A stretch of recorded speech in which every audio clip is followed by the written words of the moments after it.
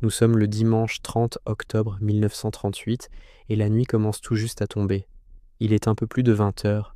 Vous êtes confortablement installé dans votre salon, peut-être dans un fauteuil en cuir avec une tasse de café encore fumante à portée de main. Vous allumez votre poste de radio et après un léger crépitement, une voix chaude et profonde emplit la pièce, accompagnée d'une musique d'orchestre. C'est le début d'une soirée que vous pensez ordinaire, une soirée de divertissement radiophonique comme tant d'autres.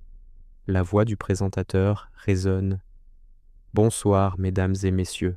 Ce soir, le Mercury Theatre on the Air a l'honneur de vous présenter une adaptation du célèbre roman de science-fiction de H. G. Wells, La guerre des mondes. La voix se fait plus grave, plus théâtrale. Une production spéciale, interprétée et mise en onde par le talentueux Orson Welles. La musique s'estompe pour laisser place à une ambiance plus calme, presque banale. Un bulletin météo, des prévisions pour les jours à venir. Rien qui ne laisse présager le chaos qui s'apprête à déferler sur les ondes. Vous vous laissez bercer par cette routine familière, mais soudain, la musique s'interrompt brutalement. Un silence d'une fraction de seconde, puis une nouvelle voix, plus pressée, plus anxieuse, prend l'antenne. Flash spécial, mesdames et messieurs, excusez cette interruption. Une information de dernière minute nous parvient de l'observatoire de Princeton. Le professeur Farrell, astronome de renom, signale une série d'explosions étranges et répétées à la surface de la planète Mars. Vous vous redressez dans votre fauteuil. Mars? Des explosions? L'idée est intrigante, presque absurde. Le présentateur poursuit, sa voix se teintant d'une urgence palpable. Les observatoires du monde entier, de Chicago à Santiago, confirment la nouvelle. Plusieurs gaz incandescents, se déplaçant à une vitesse phénoménale, auraient été éjectés de la planète rouge en direction de la Terre. Nous vous tiendrons informés de l'évolution de la situation. L'émission reprend son cours normal, avec de la musique d'ambiance jouée par un orchestre dans un hôtel de New York. Mais l'inquiétude a été plantée. L'atmosphère est différente, plus lourde, et l'interruption ne se fait pas attendre. Mesdames et messieurs, nous interrompons à nouveau notre programme. Une dépêche vient de tomber. Un objet lumineux, décrit comme une sorte de météore, vient de s'écraser avec une force inouïe près de Grover's Mill, dans le New Jersey. L'impact a été si violent qu'il a été ressenti à des kilomètres à la ronde. Nous envoyons immédiatement notre correspondant sur place. Restez à l'écoute.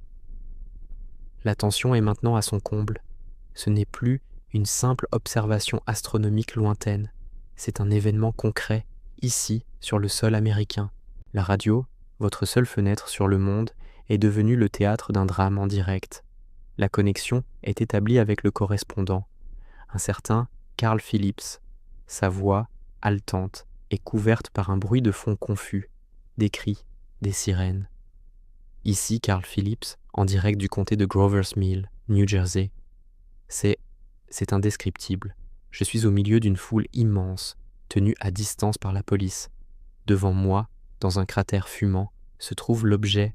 C'est un énorme cylindre métallique d'environ 30 mètres de diamètre. Il émet un son étrange, un bourdonnement sourd. La foule murmure, s'agite. On entend des exclamations de stupeur. Attendez une minute, il se passe quelque chose. Le sommet du cylindre, il bouge. Le couvercle se dévisse, lentement.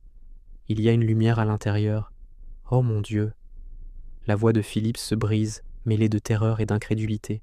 Quelque chose sort du cylindre. Je ne peux pas le regarder. C'est une masse grise et luisante, avec des tentacules, des yeux noirs et perçants. C'est monstrueux. Des cris d'effroi percent le chaos sonore. La voix du journaliste est à peine audible. Ça se déplace. Les gens reculent. C'est la panique. Ils lèvent une sorte d'arme, un miroir. Oh non! Un jet de lumière, une chaleur intense. Les gens, ils prennent feu. C'est l'enfer. Un bruit assourdissant, suivi d'un silence radio. La connexion est coupée. Le présentateur en studio reprend l'antenne, sa voix tremblante. Mesdames et messieurs, nous venons de perdre le contact avec notre correspondant à Grover's Mill.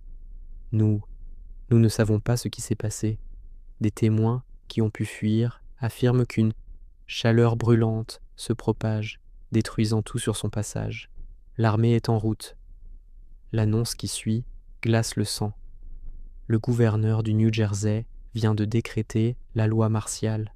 Nous recommandons à tous les habitants de la région de rester chez eux, de barricader portes et fenêtres. Ceci n'est pas un exercice. Je répète, ceci n'est pas un exercice. La panique qui a saisi l'Amérique cette nuit-là est devenue légendaire. Des milliers de personnes, persuadées qu'une invasion martienne était réellement en cours, ont fui leurs maisons, inondant les standards téléphoniques et les commissariats. C'était la preuve ultime du pouvoir de la radio, un média capable de transformer la fiction en une réalité terrifiante pour des millions d'auditeurs.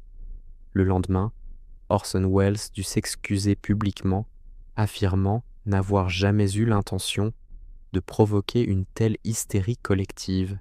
Il voulait simplement divertir, créer un drame radio saisissant. Il a fait bien plus.